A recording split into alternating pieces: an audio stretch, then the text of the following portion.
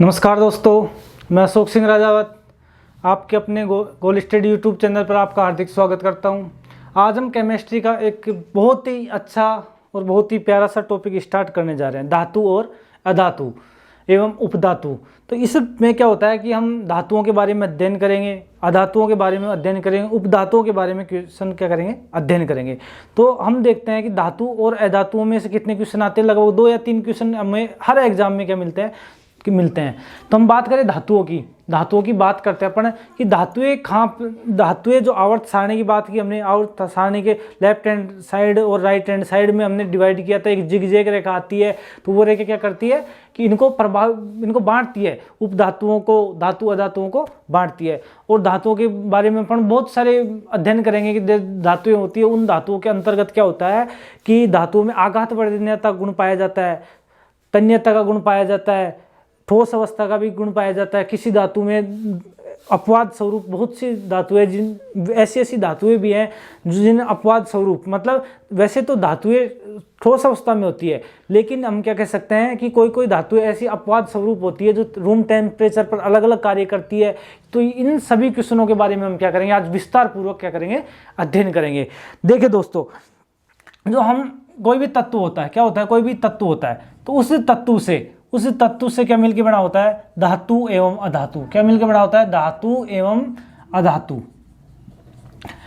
धातु एवं अधातु। यदि अपन क्या करें, इन दोनों को मिक्स कर दे, धातु और अधातु को जोड़ दे, यदि इन दोनों को अपन ने मिक्स कर दिया, तो मिक्स करने के बाद में हमको क्या प्राप्त हो जाए, एक उपधातु। क्या प्राप्त हो जाए, उपधातु, या अपन कह सकते हैं मिश्रित धातु, या क्या बोल सकते हैं, मिश्रित। क्या बोल सकते हैं, मिश्रित।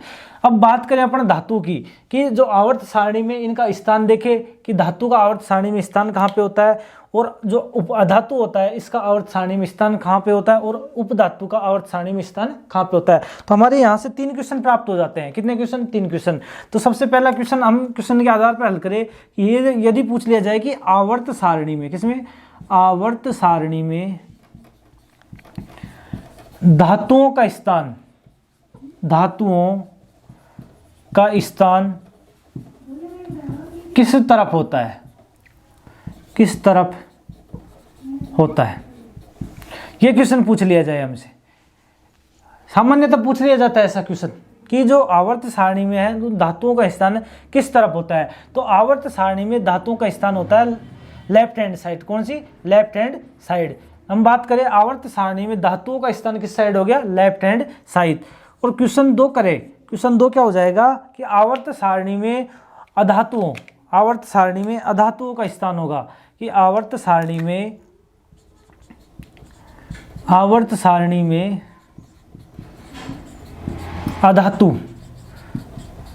अधातुओं का स्थान किस तरफ होता है, किस तरफ होता है। तो वो अपन इसका आंसर देंगे राइट हैंड साइड। कौन सी साइड, राइट हैंड साइड। अब तीसरा क्वेश्चन आता है कि जो जिगजैग रेखा होती है, एक जिगजैग रेखा आती है आवर्त सारणी में, हमने पढ़ा होगा, एक इस प्रकार से रेखा आती है। क्या आती है, इस प्रकार से एक रेखा आती है। तो ये रेखा बताती है कि जो लेफ्ट हैंड साइड है वो क्या है, और जो राइट हैंड साइड है वो क्या है। ये रेखा होती है। जो क्वेश्चन आता है कि जो जिगजैग रेखा, कौन सी रेखा, जिगजैग रेखा होती है, जिगजैग रेखा किसे डिवाइड करती है, किसे विभाजित करती है, किसे विभाजित करती है। तो जो जिगजैग रेखा होती है उपधातु को करती है। किसको करती है, उपधातुओं को। कि यह जिगजैग रेखा उपधातुओं को बताती है कि जो इस जिगजैग रेखा पे जो जिगजैग रेखा बनी हुई है, मतलब टेढ़ी मेढ़ी रेखा बनी हुई है, यह रेखा किसको बताती है, उपधातुओं को। कि इसके साइड, लेफ्ट हैंड साइड तो क्या होती है, धातुएं होती है, और राइट हैंड साइड क्या होती है, अधातु होती है। क्या होती है, अधातु होती है। तो यहाँ से अपने पास 3 क्वेश्चन मिल जाते हैं। कितने क्वेश्चन, 3 क्वेश्चन। तो ये 3 क्वेश्चन क्या हो गए, एक बार वापिस समझो कि क्वेश्चन पूछ लिया जाए कि आवर्त सारणी में धातुओं का स्थान किस तरफ होता है, कि आवर्त सारणी में धातुओं का स्थान किस तरफ होता है। तो आवर्त सारणी में कौन होगा, लेफ्ट हैंड साइड, कहाँ पे, दाईं तरफ। और आवर्त सारणी में अधातुओं की बात पूछे कि अधातुओं का स्थान कहाँ पे होता है, वो होगा राइट हैंड साइड, कहाँ पे, राइट हैंड साइड। और जो जिगजैग रेखा है, ये हमारी जिगजैग रेखा, इस रेखा पर कौन सी धातुएं होती है, इस रेखा पर अधातुएं होती है, कौन सी होती है, सॉरी उपधातुएं होती है, कौन सी होती है, उपधातुएं। अब अपन एक एक की बात करते हैं, यहाँ पे धातु, अधातु और उपधातु, इन तीनों की बात करेंगे अपन कि धातुएं क्या होती है, अधातुएं क्या होती है और उपधातुएं क्या होती है। देखिए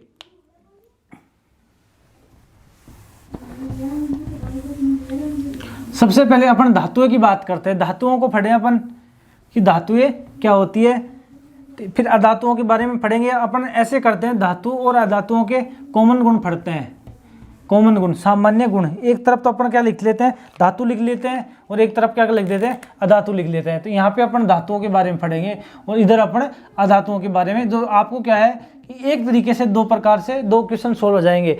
आप धातु और अधातुओं के बीच में अंतर ज्ञात कर लोगे कि धातुओं में कौन सा अंतर होता है और अधातुओं में कौन सा अंतर होता है। सबसे पहले अपन देखते हैं कि धातुएं होते हैं जो वैद्युत के धनायन होते हैं। जो धातुएं होती है वो क्या होती है, वैद्युत की धनायन होती है, वैद्युत की धनायन होती है। तो धातुओं के गुण में अपन लिखेंगे कि धातुएं वैद्युत की धनायन होती है। वैद्युत का धनायन का मतलब ये इलेक्ट्रॉन दान करती है। क्या करती है, इलेक्ट्रॉन दान करती है। यदि किसी के ऊपर प्लस का चिन्ह आ रहा है, क्या आ रहा है, प्लस का चिन्ह आ रहा है, तो मतलब वह क्या करेगा, इलेक्ट्रॉन क्या कर देगा, इलेक्ट्रॉन दान कर देगा। क्या कर देगा दोस्तों, इलेक्ट्रॉन दान कर देगा। तो धातुएं वैद्युत धनायन होती है। तो क्या जाएगा, धातुएं वैद्युत धनायन होती है, वैद्युत धनायन होती है।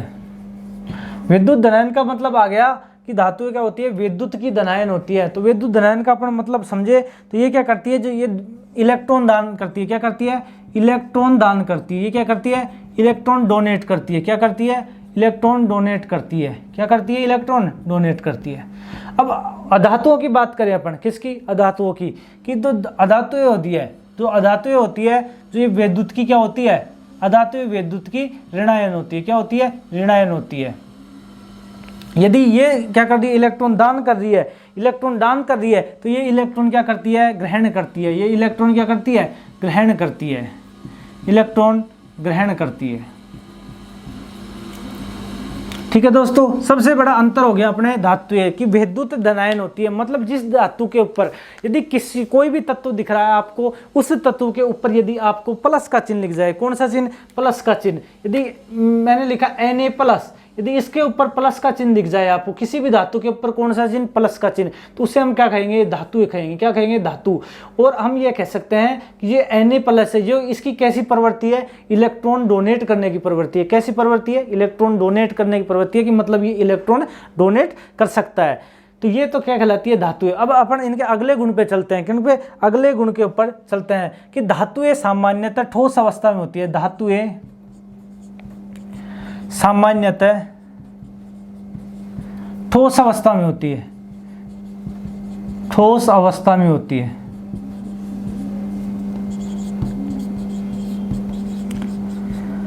धातुएं सामान्य तो कौन सी अवस्था में होती है, ठोस अवस्था में होती है। कौन सी अवस्था में, ठोस अवस्था में होती है। अब बात करें अपन कि यहाँ पे जैसे FCl Br I, इनके आगे क्या लगाता है, माइनस लगा रहता है। क्या लगाता है, माइनस। ठीक है, तो इसके जैसे अधातुओं के क्या हो गए, एग्जाम्पल हो गए।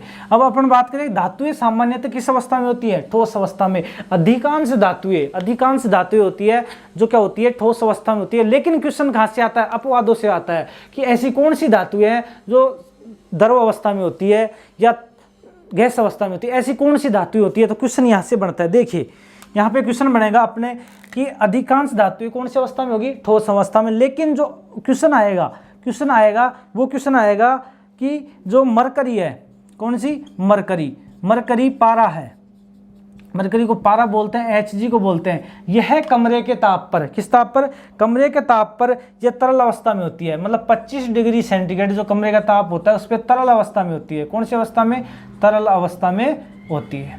तो क्वेश्चन क्या आएगा कि ऐसी कौन सी धातु है, क्या कि ऐसी कौन सी धातु है जो कमरे के तापमान पर क्या होती है, जो कमरे के तापमान पर तरल अवस्था में होती है। तो उसका क्या क्वेश्चन आएगा, Hg। क्या Hg को मरकरी बोलते हैं, दूसरी भाषा में क्या बोलते हैं, पारा। आपने देखा होगा कि आप जब किसी भी डॉक्टर के पास जाते हो तो आप क्या नाप पाते हो, बीपी, ब्लड प्रेशर नाप पाते हो।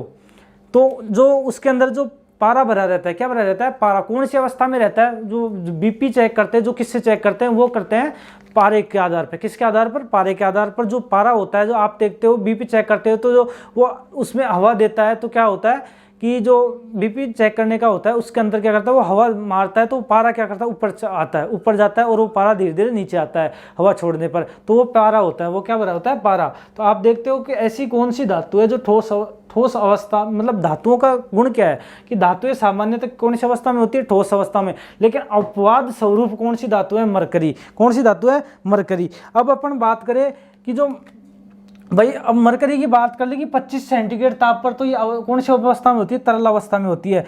लेकिन अब कौन सी अवस्था पर ये ठोस अवस्था में होगी, कौन सी अवस्था में, तो मरकरी -39 डिग्री सेल्सियस पर क्या होगी, ठोस अवस्था में। कौन सी अवस्था में होगी, ठोस अवस्था में। तो क्वेश्चन आपसे पूछ लिया जाए कि ऐसी कौन सी धातु है कि जो 25 डिग्री सेल्सियस तापमान पर, तो 25 डिग्री सेल्सियस पर तो तरल अवस्था में होती है, लेकिन -39 डिग्री सेल्सियस पर ठोस अवस्था में होती है। तो क्वेश्चन में क्या आ जाएगा, मरकरी। मरकरी क्या आ जाएगा, मरकरी। तो यहां से क्वेश्चन बनता है हमारा कि अपवाद है, ये क्या है हमारा, अपवाद है। बाकी सारी धातु, ये क्या है, अपवाद है हमारा। जो मरकरी होती है, पारा Hg 25 डिग्री सेंटीग्रेड पर तरल अवस्था में है, और -39 डिग्री सेल्सियस पर क्या होगा, ठोस अवस्था में होगा। अब बात करें अपन किसकी, दो धातुएं और है कि दो धातुएं और है जो क्या होती है कि रूम टेम्परेचर पर क्या होती है, पिघलने लग जाती है रूम टेम्परेचर पर। या ऐसे कहें कि हम हमारे जो बॉडी का तापमान है, बॉडी का तापमान होता है, उस तापमान पर क्या होती है, वो पिघलने लग जाती है। तो उन दो धातुओं का नाम है,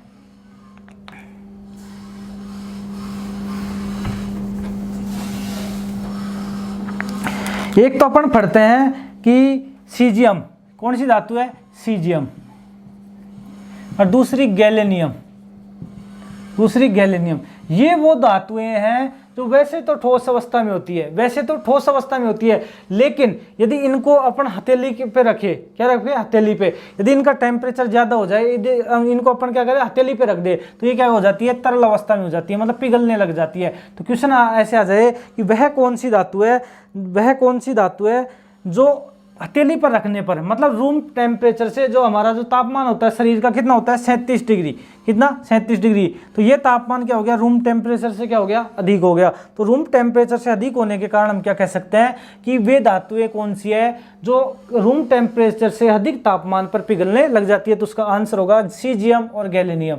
सीजियम और गैलेनियम दो ऐसी धातुएं हैं जो पाई तो ठोस अवस्था में पाई जाती है। कौन सी अवस्था में, ठोस अवस्था में पाई जाती है। लेकिन जो रूम टेम्परेचर होता है उस पर क्वेश्चन आए कि रूम टेम्परेचर पर कौन सी धातुएं तो ठोस अवस्था में होती है, लेकिन रूम टेम्परेचर से अधिक जाने पर, मतलब कमरे के तापमान से अधिक तापमान पे होने पर वह तरल अवस्था में हो जाती है। तो क्वेश्चन आएगा सीजियम और गैलेनियम। तो ये दो धातुएं होती है जो क्या हो जाती है, रूम टेम्परेचर पर क्या हो जाती है, तरल अवस्था में आ जाती है।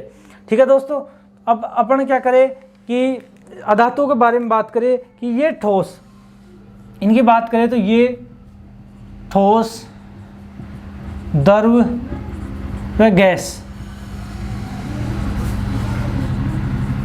अवस्था में, ये ठोस, द्रव व गैस अवस्था में पाई जाती है।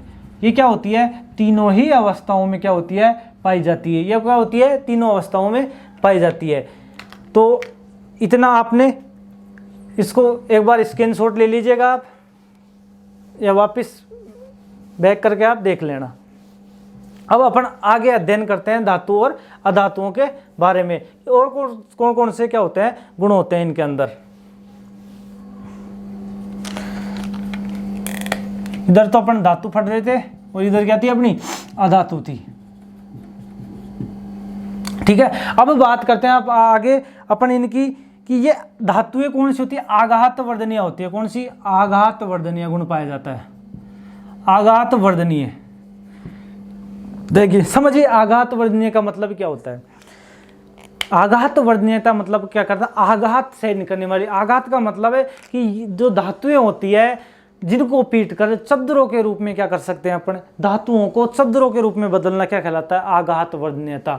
जैसे आप देखते हो लोहा होता है, कौन सा होता है, लोहा। तो लोहे को अपन पीट पीट के क्या बना देते हैं, चद्दर बना देते हैं। क्या बनाते हैं, चद्दर। जैसे सोना है, चांदी है, तांबा है, इनको पीट पीट के क्या बनाया जा सकता है, चद्दर इनकी बनाई जा सकती है। तो इसमें से क्वेश्चन क्या आता है कि सबसे अधिक आघात वर्धनीयता किस धातु की है, मतलब सबसे अधिक आघात वर्धनीय किस धातु की है, कि ऐसी धातु जिसको अपन बार बार कूटते रहे, क्या करते रहे, बार बार कूटते रहे तो वह फैलती जाएगी। तो वह आएगा अपना आंसर सोना। क्या आएगा, सोना।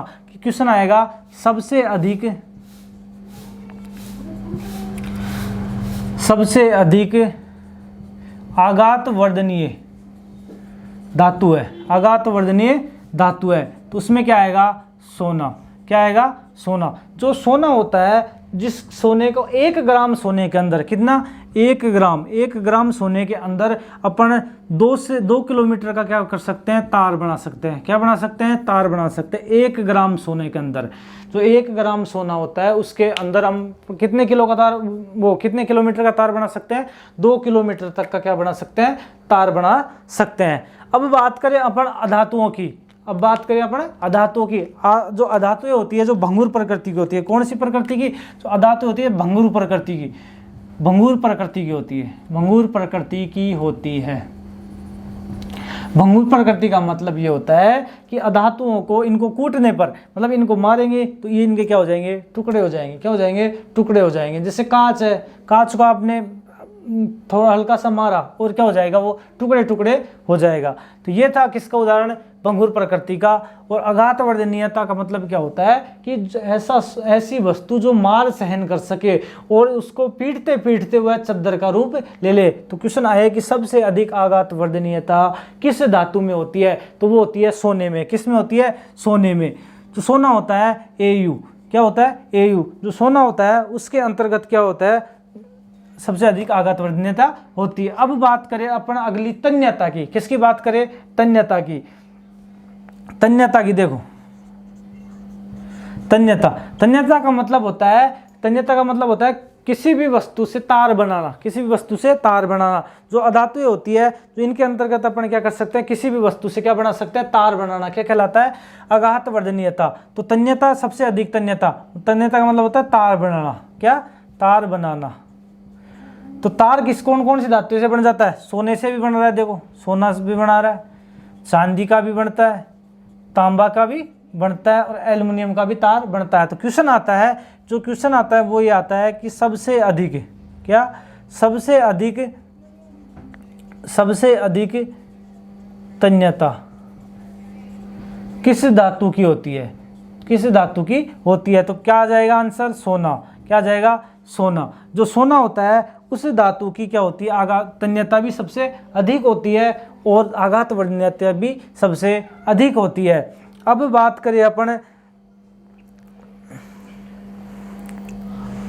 अब जो धातुओं में बात करें, इनमें भंगुर प्रकृति का गुण पाया जाता है और इनमें तन्यता का गुण नहीं पाया जाता।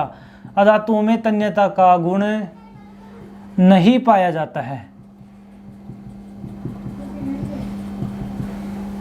अधातुएं होती है जिनमें तन्यता का गुण नहीं पाया जाता है। देखिए बात, तन्यता का गुण क्या होता है, नहीं पाया जाता है। मतलब अधातुओं से तार नहीं बना सकते। क्या नहीं कर सकते, तार नहीं बना सकते। जो ये क्या होती है, भंगुर प्रकृति की होती है। अब देखते हैं अपन आघात, ये इतना अपन ने समझ लिया।